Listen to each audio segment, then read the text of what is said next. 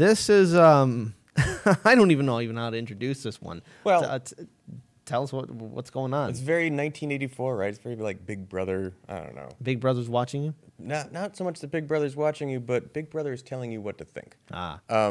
So the article that's actually linked in the show notes is an article from Caitlin Johnstone. It's a little bit more of opinion and analysis, but she does link to the original article, which is sort of where the scoop came from, and that's from the Middle East Eye. And their reporter, Ian Cobain, who published an exclusive titled Twitter Executive for Middle East is British Army PSYOPs Soldier.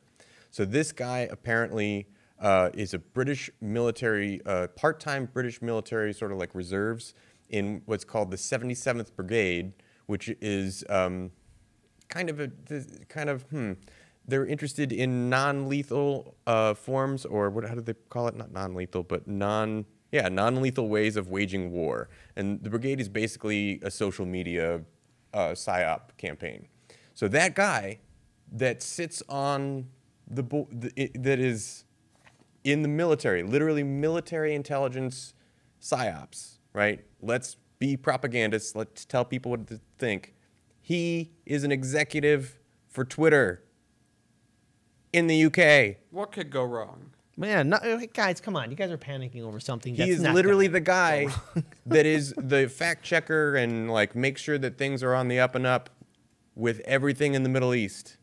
He's the guy, a dude who works for the UK military to try to win the war on terror, is the guy making sure that the correct information is getting out on Twitter. So when someone like Representative Tulsi Gabbard is bringing up the fact that we are engaged in these foreign wars or getting involved in these ridiculous military conflicts, that he wants to silence that voice because people are aware that the reason why we're invading said countries is for the access of oil, correct?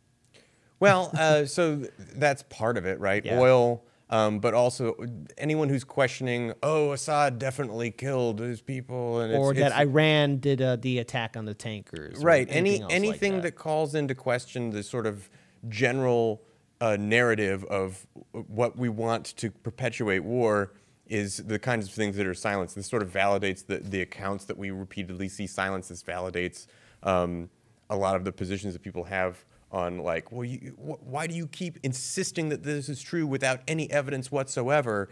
Well, it's like, well, it's all over Twitter. And it's like, okay, well, this was on Twitter, and this person literally got banned by the company. And so it's not on Twitter, and is being on Twitter the arbiter of what has truth?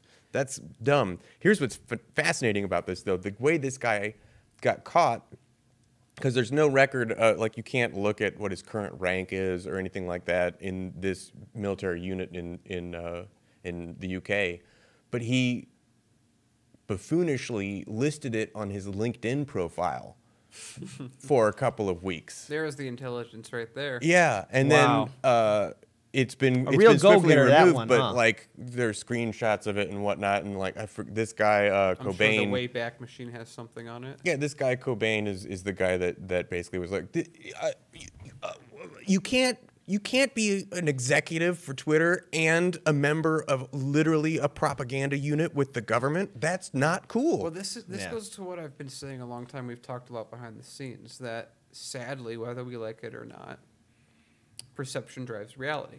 In a lot of ways, perception is reality. If enough people perceive that Iran somehow did something that they seemed unable to do even logistically if they wanted to, that's reality. Because if there's enough groupthink, and then the people in charge say that's the thing, how do you really fight that? Because you're fighting everyone that has authority if you want to fight that. So even if you're correct, it's a fool's errand. And that's been the case for most of history. In fact, all of history until, I'm sure there's a little snap period with books where it kind of happened, but not really, because books are centralized with printing presses.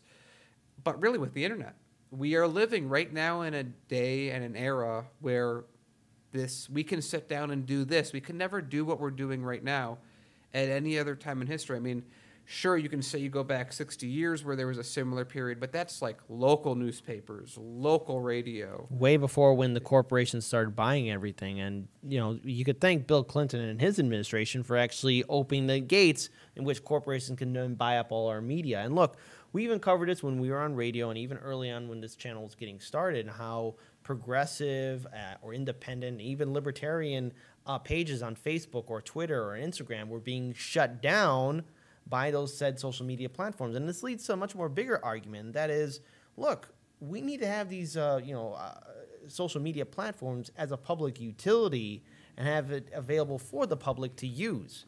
We need to just really get rid of the influence of corporations and those in the top 1% that are basically pulling all the strings. I'm going to give one last point on this. Yeah. And this is what I say before, but it applies just as much in this situation. The only way we win is by winning. The only way we win this situation is getting a movement of people to overturn what exists, and the best possible path that I see is taking over the Democratic Party as it's done before.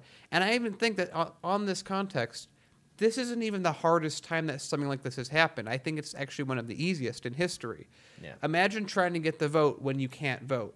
Imagine trying to be free when you're a slave. All these different things, those are much, much harder experiences. The real problem today is everyone's distracted and everyone's cynical and thinks it can't be done. And the second that they realize that that's not true is when we win. That's when we win by winning.